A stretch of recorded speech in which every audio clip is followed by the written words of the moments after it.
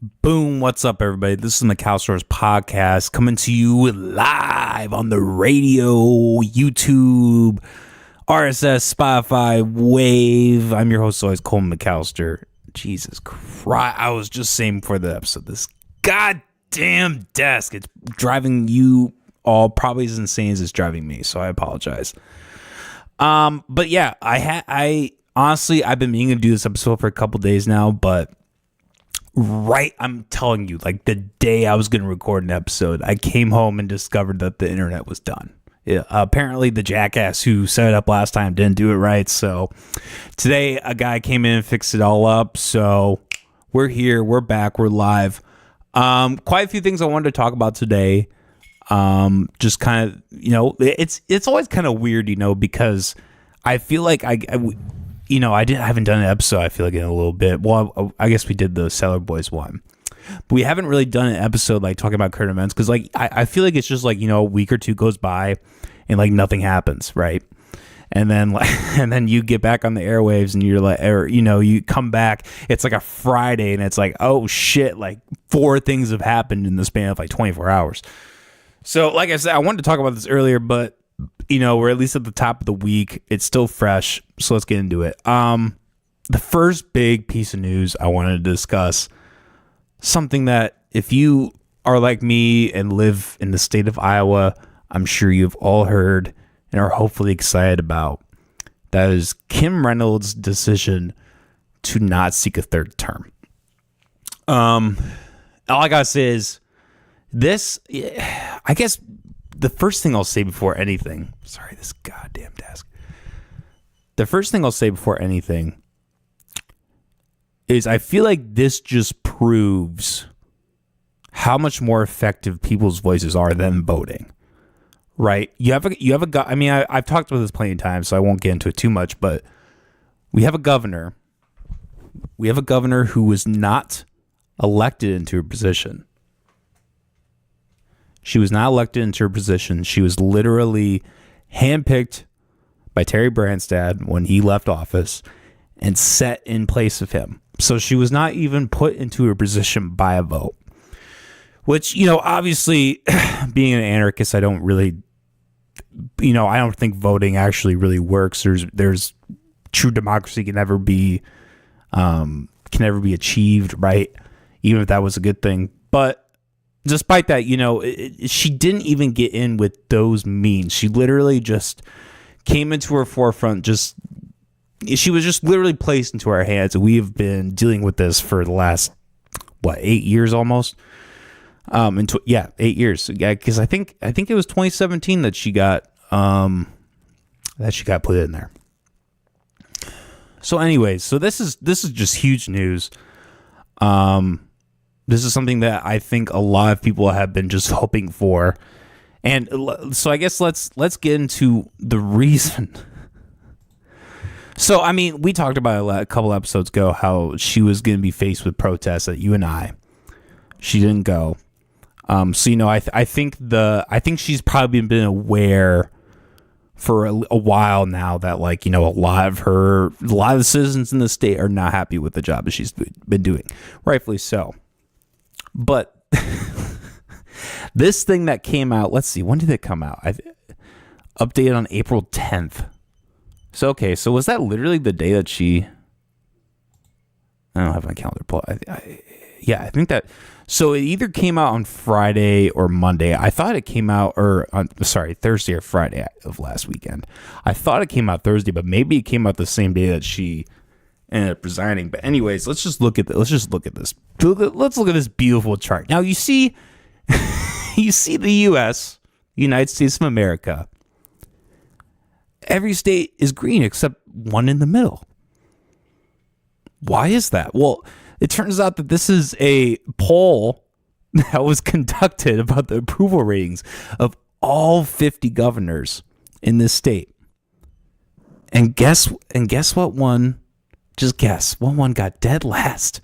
Not only, and I'll pull this up, the stats here. Not only did this bitch score dead last in this poll, she is the only governor to receive negative. She actually went negative in the approval ratings, more than any other governor. Which, like, and you know, especially, and this is another thing to think about, especially in the climate that we're in, where Donald Trump is the president, there does seem to be more of a popular, just in the U.S. as a whole. I mean, that's always been the case in Iowa, but especially the U.S. I mean, newly in the U.S. as a whole, there seems to be more support for the Republican Party and Donald Trump as himself in general. So to see this amidst all that is just, it's mind-boggling. It's really insane. And in classic Kim Reynolds, in classic politician fashion, she saw the signs. She was like, okay, this, because like, oh my God, like it'd be, if, here's the thing, if there were like 5 other, let's say 2-3 other governors that also went negative, she would probably still be in the position she's in. She would probably still be seeking a third term. But because this just so glaringly put a target, not even a target, just pinpointed her as the thing that, like, you know, anybody I mean, obviously I'm in Des Moines, I'm in a city that's going to be more heavily Democrat. So, I mean, there's obviously going to be some slanting in how, you know, people view Kim Reynolds just at a base level, right? Just because she is a Republican governor. But, you know, I talk to people that are, you know, conservative and, you know, a hardcore, that's like the one thing I think every person of political, whatever political side you're on, they've been able to agree, yes, this woman is fucking awful. So I just wanted to play her farewell address, or not even her farewell address, her just saying that she's not seeking a third term. I just wanted to play this more so just to like relish in it. Truly just to relish in what this awful person is saying as you know, she'll be stepping down from the third election. So let's just play this.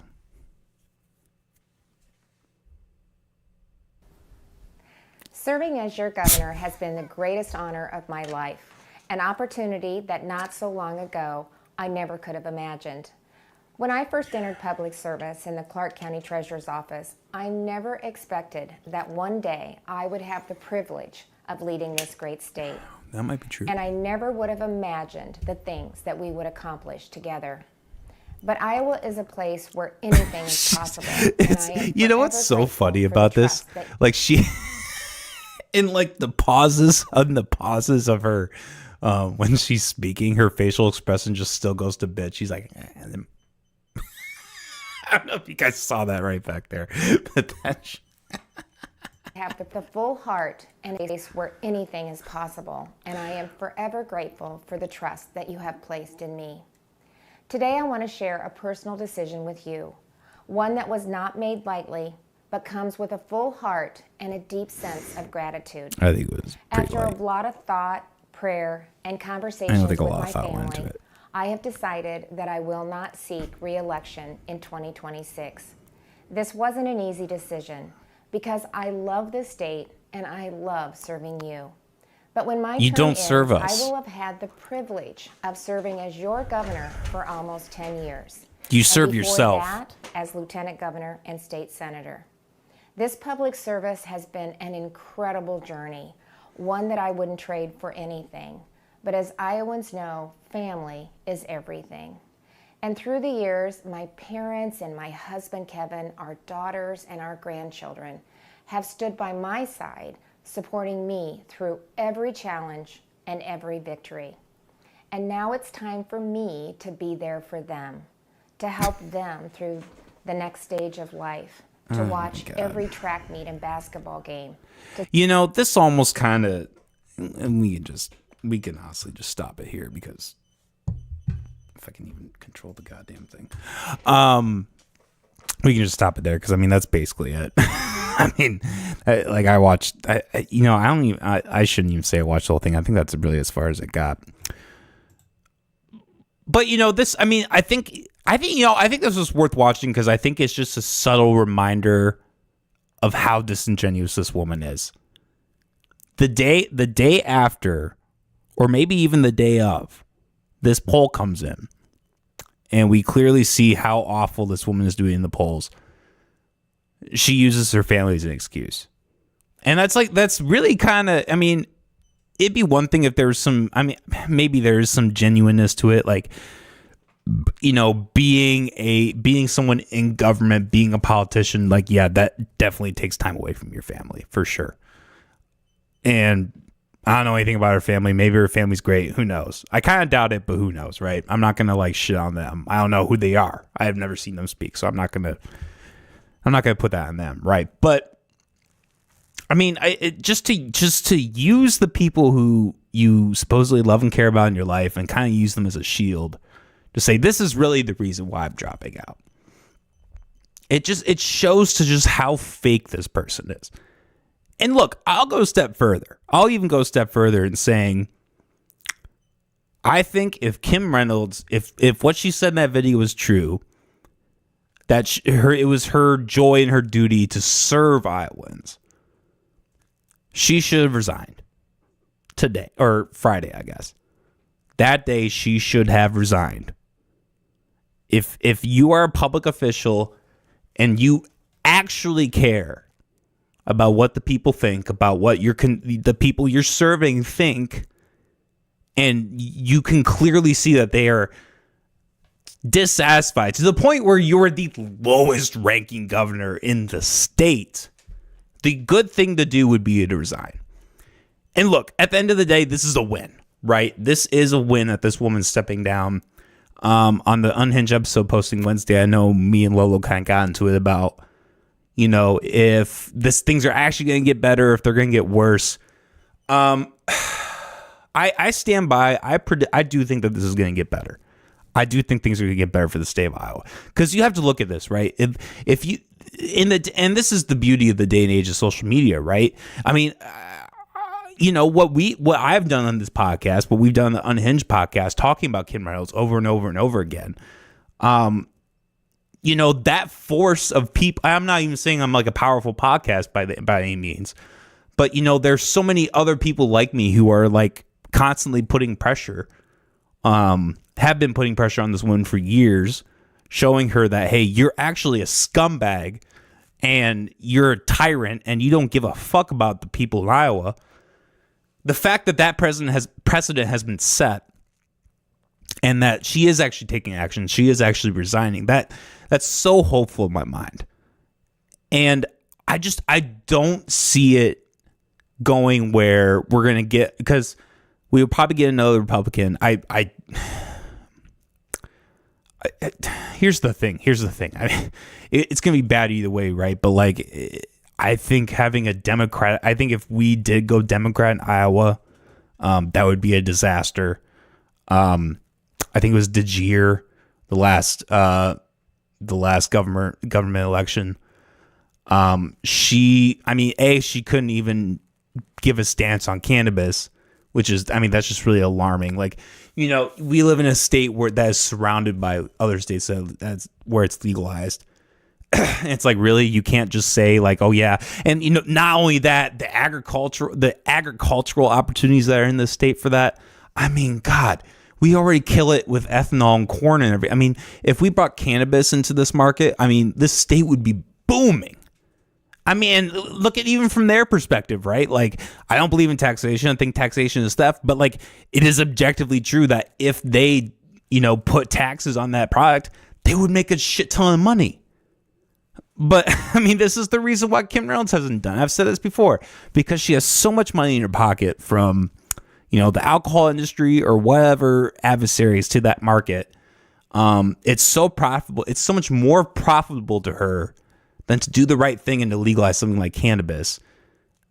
The cards are in her hand, right? But I guess my point is, I don't see the next Republican elect getting to that point. I think that if we do get another Republican governor, even a Democrat governor, I think whoever it's going to be, I think they are going to listen to people more, not because even they necessarily want to, but because they're going to be forced to. Because they know if they keep going in the same direction as Kim Reynolds, there's going to be blowback. People are going to leave. people are gonna just they're gonna do the same thing they did to Kim Reynolds, right? They're gonna tarnish her reputation.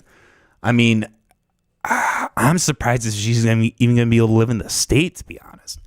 And and that just being on Twitter and seeing a lot of representatives of Iowa claim that she's like literally the best governor in America, which I think it might have been Joni Ernst.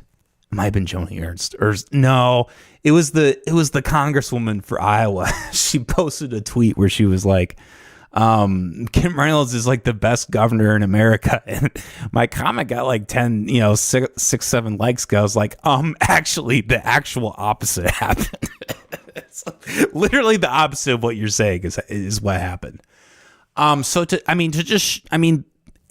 can be kind of disturbing in a way, because then you're like, okay, well, if the establishment's still railing behind her, maybe it's a more monster, like maybe it's bigger than her, right? Like maybe this isn't something that's just gonna, get better. I don't think it's immediately gonna get better, but I think I have hope. I have hope that the next governor that comes in is gonna be more abide by the people, and it's gonna be better for everyone.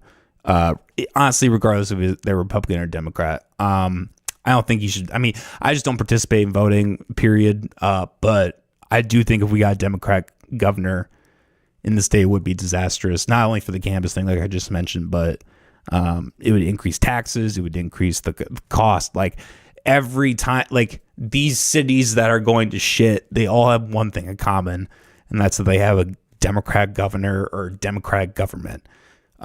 Because I mean, it's like this for either party, but especially there's something especially about the Democratic Party where because it has key focuses like universal health care or welfare, like that just requires taxpayer dollars.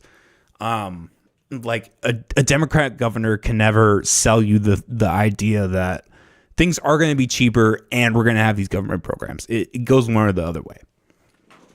So anyways, this is a win. This is definitely 100% a win. Okay, something else I wanted to talk about. I didn't really pull anything up for this or any clips or anything. I kind of thought I would just go off the dome. Because I mean, by now I think everybody's probably seen the episode or seen enough of it that I don't really need to do that. But this I think it was Thursday or Friday. I think the same day that all this stuff with Kim Reynolds happened. An episode on Joe Rogan was released with a conversation, a debate between Dave Smith and Douglas Murray. Dave Smith is someone I've been following for a long time. I think I really discovered him during COVID. Listening and watching his show, Part of the Problem, I think really kind of convinced me about libertarianism. I had always been more of a Republican conservative type before that, but I think when you saw all the lockdowns and restrictions coming down, I think that radicalized a lot of people, myself included. I think that was when you saw, oh, hey, this image that you have that's like, oh, the government's actually here to help, that actually ended up not being the case, right? Especially in that time. So I think listening to his show really brought me to where I'm at today. Huge part of it. And, I've discovered he was basically the root of my libertarianism. So I always try to talk him up as much as I can. Not too much because this is still my show, right? But I think he's very significant in that world, in that part, that corner of the internet that is like libertarian-esque. He's a big player in it. And the person he talked to was Douglas Murray, which, I was never like the biggest fan.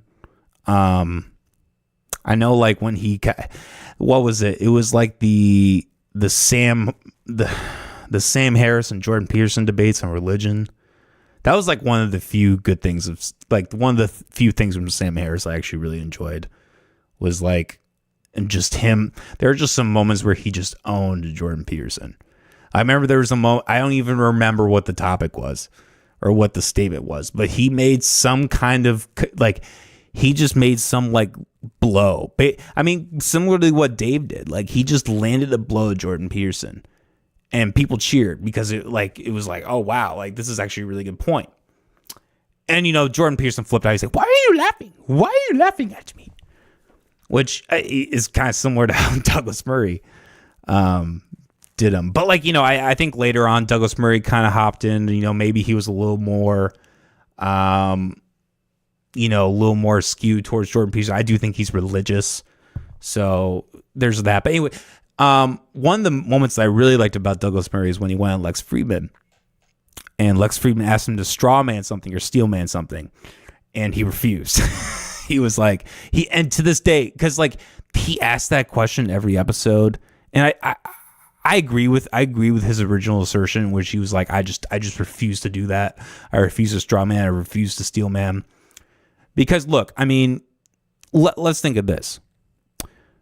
I don't even remember what what's the difference in steel man or straw man. I should really know that.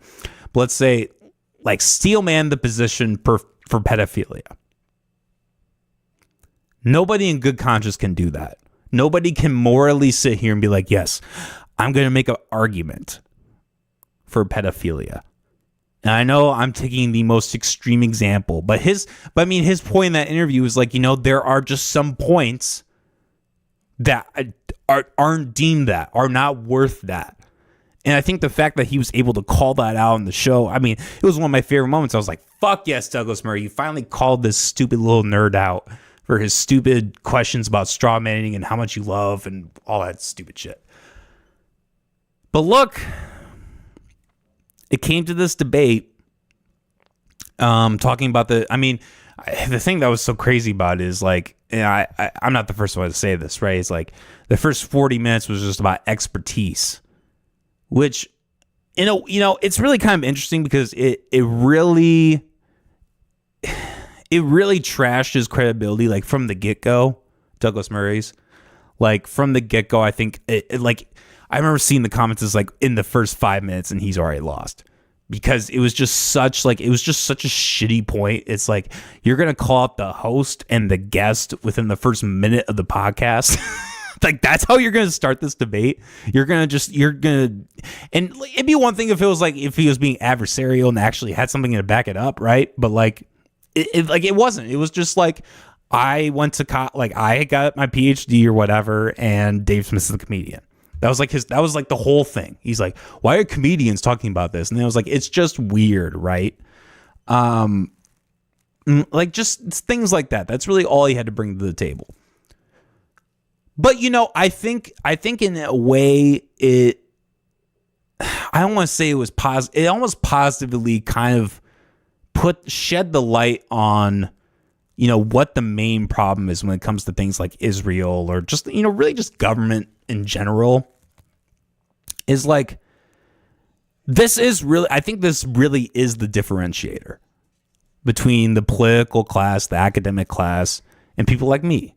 I got my associates, right? I went to high school and completed it.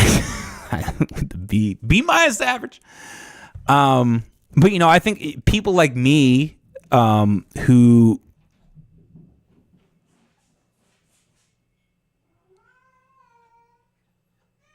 Jesus, these cats, man.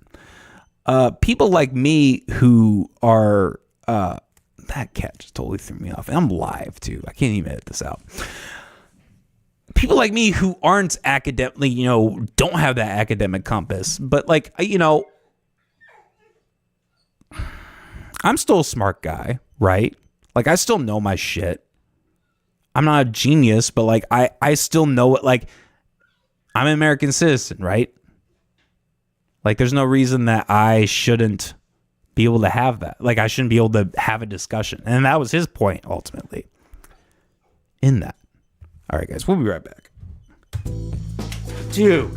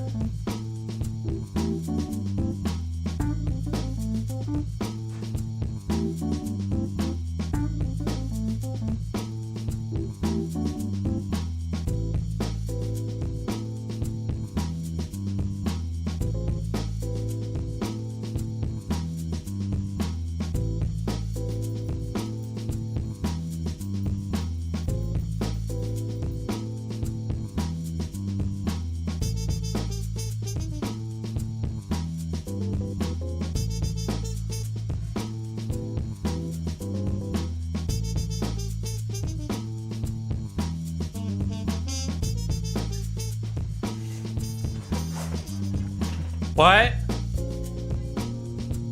I just left Duke upstairs, and Bambi ate most of her food, but I just put the rest of it in the fridge. Yeah. Yeah, I don't know what his deal is. Alright.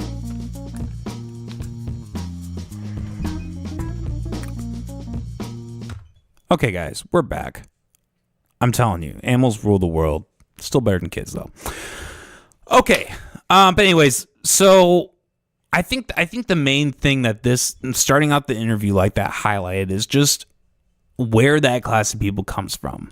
It's like with religion, right? It's like trying to talk to people about religion, and like there's just a certain point. It's like when you're talking about like atheists, like if you're going to argue with, like if an atheist person is going to argue with a religious person, is always on the atheist to provide evidence. It's never on the religious person, though, because it's ingrained. Like, it's just belief. You don't have to provide evidence for belief. I can believe that this remote is the deity of all things, and I can just say that, and you can't refute that because I believe it. And almost in a way, it's almost kind of the same thing with this argument, where you have Douglas Murray saying, we need to rely on experts. We need to rely on the expert class. We need to rely on academia, etc. And, Dave Smith correctly points out, like, look what happened with COVID, right? Like, we had an expert class. We had a academia group of people who were pushing this thing. And then years later, it all turned out to be bullshit.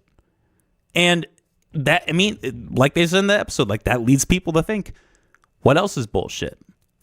And there's just such a smug arrogance that comes from these people that have this academia mindset. And I'll say personally, in my experience, I've found people that are involved in academia to be way dumber than the people who are the regular Joes, right? Like people who maybe didn't do that great in school, but they find other skill sets. They start their own business or they excel in some other non-academic way. And then they get really engrossed, how do you say that word, in something and do research and, read or whatever, or consume YouTube, podcasts, whatever, right? I find those people, in my personal experience, are always smarter because they're like, if you're going to engage with something yourself, there is critical thinking that has to be put into that. And that's really the word. The two words I should say, critical thinking, almost like the religion debate. Like the academic is not required to explain because it's academia, right? But the person who is self-taught or does his own reading or research, it is on him to provide, even if he provides a great argument, which Dave Smith did several times in this interview, it's still on him to, try to make up for that step, right? That quote unquote step up that Douglas Murray has.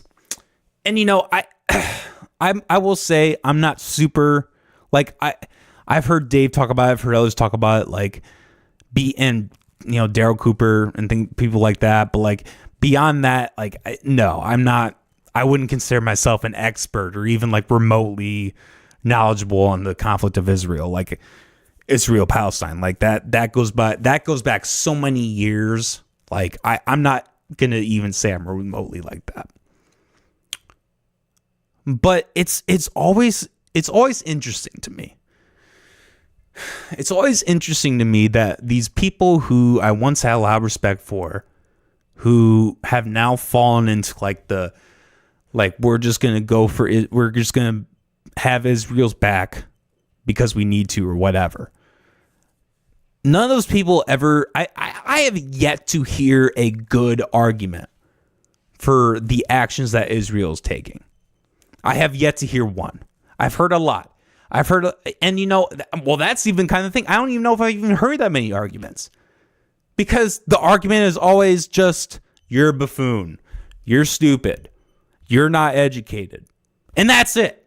They never engage with the argument. And I'm just repeating, at this point, I'm just kind of repeating what he said. But if you haven't gone and watched that interview, I highly recommend it. I think it just perfectly summed up where we are in America, where we are in the public discourse discussion. There is an elite class in academia that for decades has had stronghold on information, the media, education, and has been the guide and to say, this is what you need to know. This is the right answer. And for decades that has worked. But with the progression of technology and with the open market, right? That has changed. Not that we live in an open market, but a more open market than what we had with education. When it was literally just the only way he get education was to go to the university, because they were literally the gatekeepers. They were like, we have the professors, we have the people who have knowledge, we have the books, we have the... That's not the case anymore. I make this argument all the time on Unhinged. I can do so much more with this computer that is standing right in front of me than an entire school of teachers, than an entire university of teachers. It's not even close. But we're still going to fall into this because, and here's the thing, I mean, this is just my argument with government in general, right? Like if you are, if you are the class that's profiting from it, I highly recommend people read Murray Rothbard. I can't remember off the top of my head what that book is. But, he accurately talks about, like how the academic science class will always fall in line with government because that is what their best interest is. Because it is a socialized thing where it's like they rely on grants, they rely on money, etc., incentive, etc., right? Or like, if they want to push their certain, medicine or whatever, they need the government's help to do that a lot of times. I mean, they don't need it, but that's the easiest way for them to get to where they want to get. So I think that just kind of defines where we're at today in society, essentially. Okay. Let's just talk about one more. I had a couple other things I wanted to get to, but God damn, these animals these animals threw me off. They threw off my motivation. So let's just talk about this one. This one last thing. So I think this also happened. Yeah, this also happened on Friday. This is what I'm telling you. Like, everything happens on Friday. And then my internet goes out Saturday. I can't talk about it till Monday. So it's all kind of old news by now. But I just want to play. I just want to play this clip of RFK and Trump talking about autism. Let's just watch the whole thing and just see what happens. Not see what happens, but we have now, the autism rates have gone from now most recent numbers we think are going to be about 1 in 31, 1 in 20, so they're going up again from 1 in 10,000 when I was a kid. And we are going at your direction. We are going to know by September. We've launched a massive testing and research effort that's going to involve hundreds of scientists from around the world. By September, we will know what has caused the autism epidemic, and we'll be able to eliminate those exposures. So big. Think of that. So it was 1 in 10,000 children had autism, and now it's 1 in 31. Not 31,000, 31. That's a horrible statistic, isn't it? And there's got to be something artificial out there that's doing this. So you think you're going to have a pretty good idea, huh? We will know by September. There will be no bigger news conference than that. So that's it. If you can come up with that answer where you stop taking something, you stop eating something, or maybe it's a shot, but something's causing it. It can't be from 10,000 to. Can you imagine that, Marco? That's a big number. okay. That's about all I can deal with that. I mean, that was basically the clip anyways. So a couple things here. First of all, I think it's very sad that Donald Trump, being somebody who has a kid with autism, would say that this is a terrible thing. I mean, I know this is Trump. I know this is just how he talks. He can only talk if things are good or terrible. Those are the only two emotions for him, right? But I mean, just that fact alone is just so startling to me. I'm like, you really? Are you kidding me? But I mean, just as a whole, we'll get into like my thoughts on like the breakdown of like what autism really is and what it, like when they're talking about autism, like the different things that could mean in this day and age. But I just want to focus on like the negative connotation that is put on autism in general. I think when I see these things, I'm telling you, like when I'm driving and something on the radio comes up for Autism Speaks or one of these like autism things, I immediately shut off the radio. It drives me so mad hearing people talk about autism in a negative light. And this goes back to what I was just saying with the Dave Smith Douglas Murray stuff. How there is an expertise, there is a system that we have been given for decades and decades and decades. A certain education system, a certain system that, affects the job market, right? Like the fact that certain jobs, you have to have certain certifications and, how that just that influences everything, right? And I think for anybody with autism or anybody that knows anybody with autism, they know it's no secret that those people tend to struggle with that more. Maybe not. I mean, maybe in some cases they actually excel in it. But I mean, I think a lot of times you find people who are autistic that do struggle with that. Now, I think it's the thing that is I find so problematic when people put negative connotations on autism is it's like I just said, like they're citing the autism as the problem.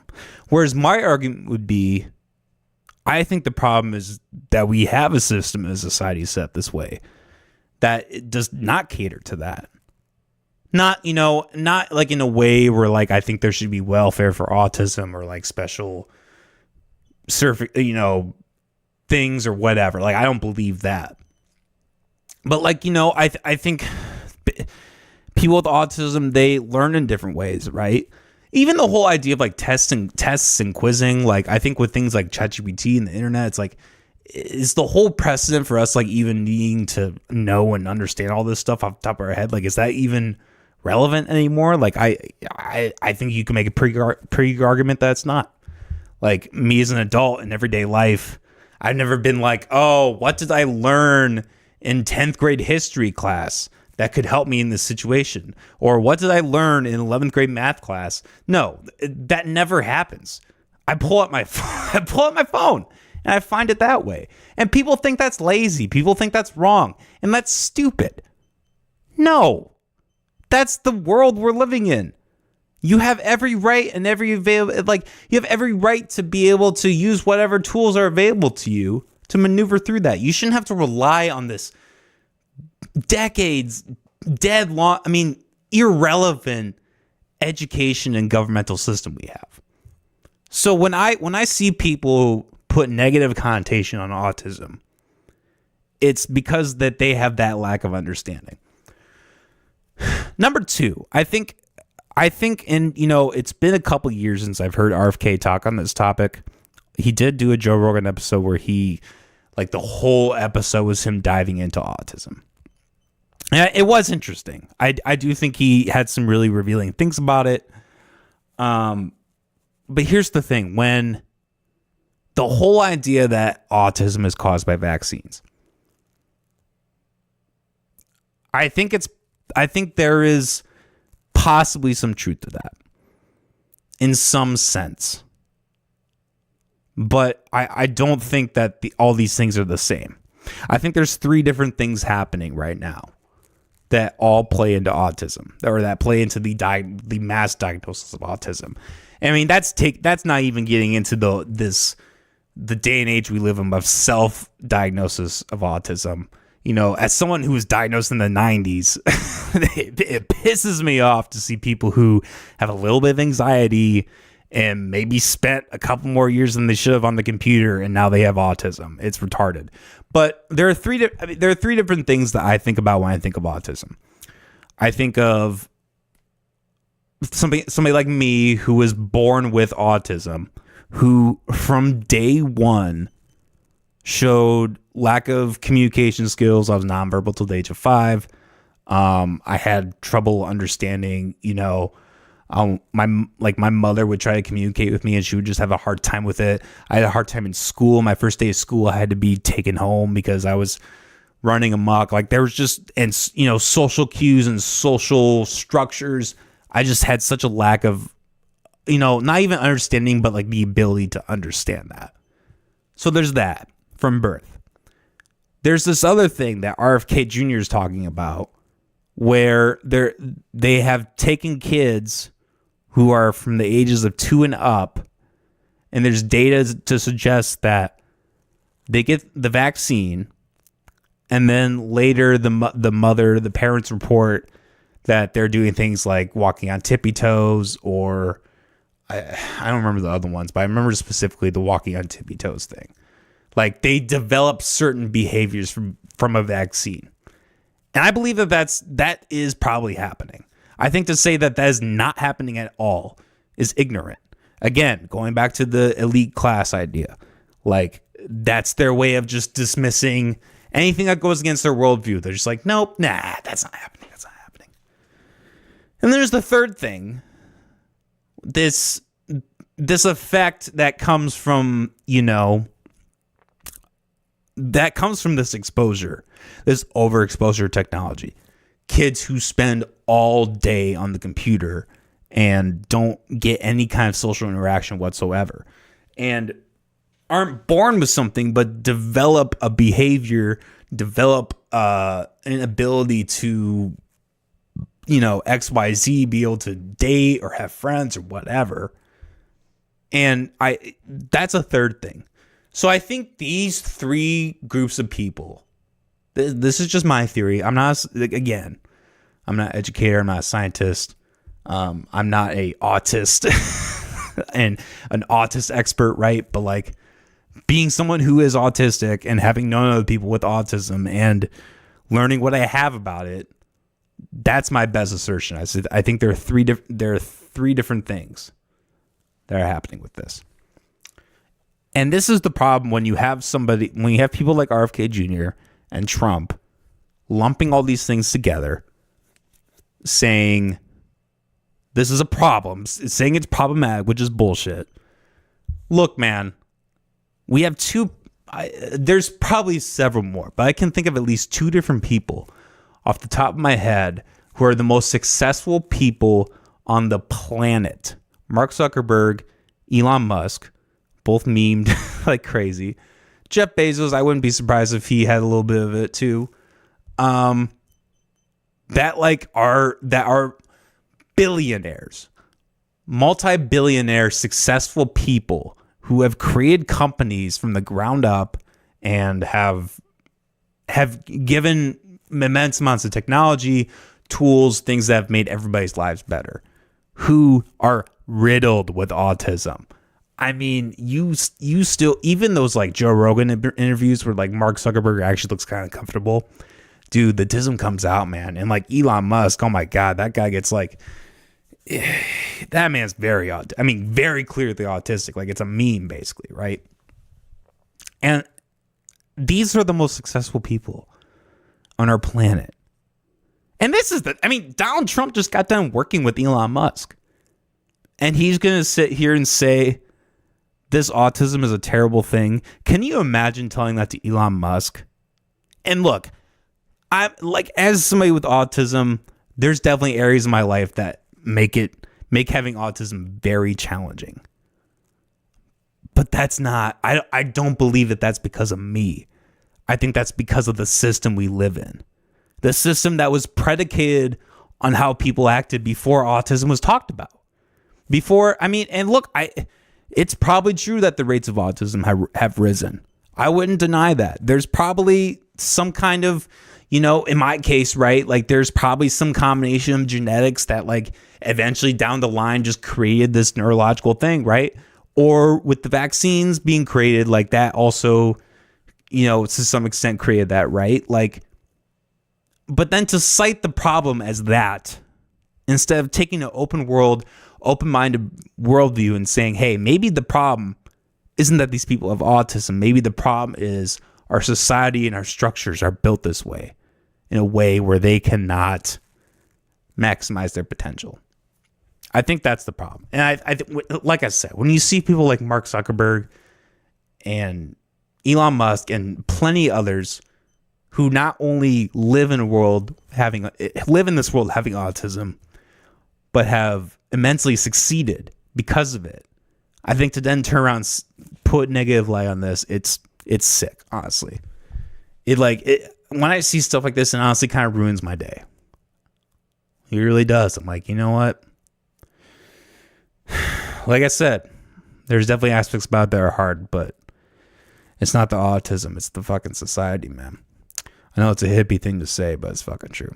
Okay, guys, I'm going to wrap up there. Sorry about the interruption with the animals. I can't fucking control them, I'm telling you. I can't control the animals. They're ruining the world. Tomorrow, I am going to do a special gaming live stream. We're going to play Thief Simulator in honor of Theft Day tomorrow. Goody. Hope you all got those taxes done, or they'll come after you. All right.